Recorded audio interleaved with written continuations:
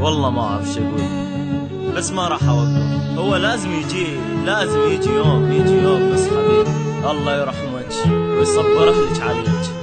رادوا مني اني اسكت، جيبوه خلى كل حامل كل هموم الشعب اتحداه لو يحمله. جيبوا حمودي اوصف له خليه يسمع هذه الجمله. شفت الخالم قام يبكي انكسر خاطر هالراحله خاله، والله ما ردتها تقول لي خاله شوف تفرج، يعني بنت بصف تموت لانها رادت انت تخرج. خاله بنتك استشهدت لا تعتبي عالزمان، لو تعتبي او تقولي قولي هالشعب جبان. قولوا طائفه وايران، قولوا ارهابي سعودي، لو معادش ما تقولوا لا تمس ابو حمودي. وعدنا فيك هالسجيده فيك حداد عالفيس، همنا ما عاد اللي انقتلوا، همنا عراقي موديل. مو حجينا مو لغينا قلنا وقفوا هالقصف، البرميل تبرى عادي هسه تبرى منا الصف. قالم وعدنا بالعلم مالي لو ثب جثه ودم، هذا الدم من الطهاره قمنا نصيحه دم زمزم، قمنا نصيحه دم وارد. وانا اسف على القاي حتى كلامي بيطشر من القصف العشوائي. قبل يقصفوا مساجد بحجه داعش وظروف، زين بربكم وعقلوها تلقوا داعش بصفوف. ما قلي لي شقول اوصفي لي هسه احساس شنعل الحداد عالفيس، ولا بعدك بانفاسش يملوقي صار ضدي. بس اريد ان اقولك حسب بختك ان الفصل هذا جدم عن راسك. عساها بكل ملوقي ظن اعمل طائفيه، انا غني على العراق لان جنسيتي عراقيه. رادوا مني اني اسكت ثواني او دقيقه، طبعا اللوقي ما يهم حتى لو يسمع حقيقه. شفنا الامان بعنام وعن الواقع صرنا عمى، ارقد بقبرك يا اختي الله يرحمك اختي سما.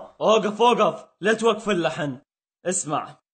كل اغنية صيح اصحى حتى اصحى مني ملت، كل كافي لا تصيح من اذكرها حسه تفلت.